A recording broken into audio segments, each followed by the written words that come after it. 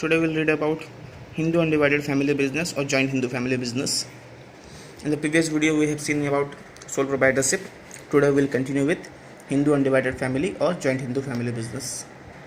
Hindu undivided family business refers to that form of business organization which is owned and carried on by the members of a Hindu undivided family under the control and direction of the head of the family, who is the eldest member of the family, known as Karta or Mukhiya. So any Hindu undivided family can control and run a business where all the members would be known as co-partners or the members of the joint Hindu family. The business will be managed by the eldest member of the family, who is the head of the family, also known as Karta or Mukhiya. Now there are two systems governing the joint Hindu family business.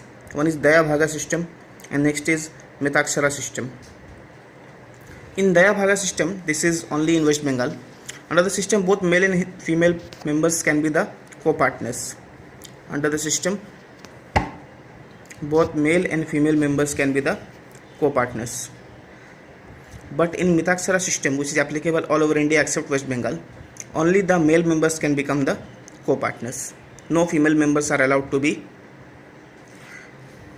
participate in business. Next is features of Hindu undivided family business.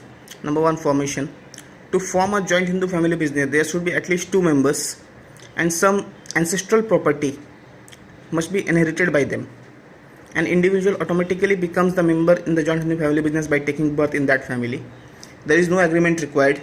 Membership is allowed or permitted by birth. So this is a great feature in joint Hindu family business, that membership is allowed by birth. By birth, a male member becomes the member of that joint Hindu family business. This type of business is governed by the Hindu Succession Act 1956. So this was the first feature, formation. Next feature is liability. The liability for all the members in joint Hindu family business is limited except the Karta. Only the Karta has unlimited liability.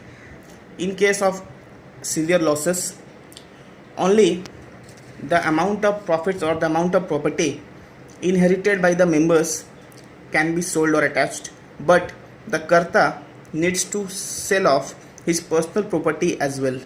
The personal property of the Karta will also be attached and being sold out in case of severe losses. If the property inherited from the joint Hindu family business is not sufficient to meet the losses, then the Karta will have to sell off his personal assets as well. Next is control. Being the eldest or senior-most member in the family, the Karta has full control over the family business. He takes all the decisions regarding the management of the business, and such decisions are binding upon other members of the family. So the control lies in the hands of Karta. Next is continuity. The joint Hindu family business is not affected by the death or incapacity of any member or even Karta. Even if the Karta or any member of the family becomes incapable or dies, even then the joint Hindu family business continues. In the event of the death of the Karta, the next eldest member of the family will become the next Karta and take over his position. Thus the business will continue as usual. However, the business can be closed out or terminated with the mutual consent of all the members. If all the members agree to, such business can also be closed down, shut down or terminated. Next, minor members. Here, since there is no restriction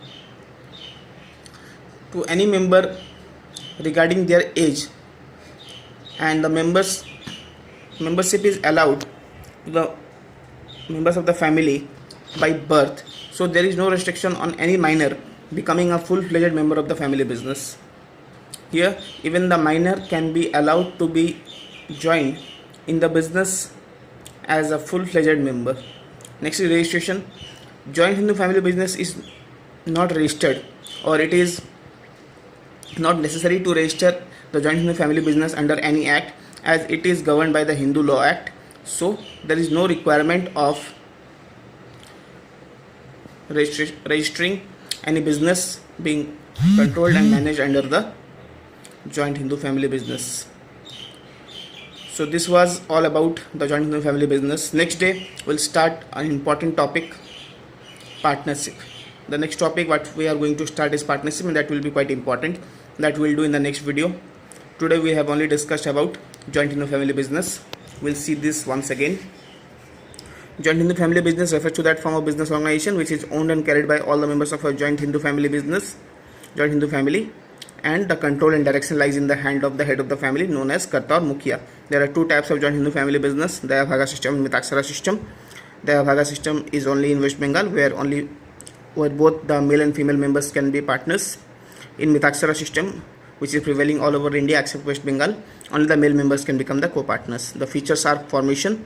It can be formed by minimum 2 members inheriting any ancestral property, and there is no except any agreement required for that. Liability, all the members have limited liability except the Karta.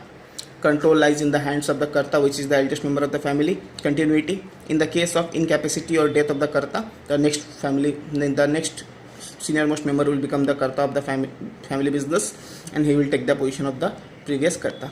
Minor member, there is no restriction on any minor becoming the member of the business, and no registration is required for joint Hindu family business. So these were the features of joint Hindu family business. I hope it is clear to all of you, and if you have any queries regarding this, you can text me or call me on my contact number. Next day we'll start partnership. Thank you very much and bye.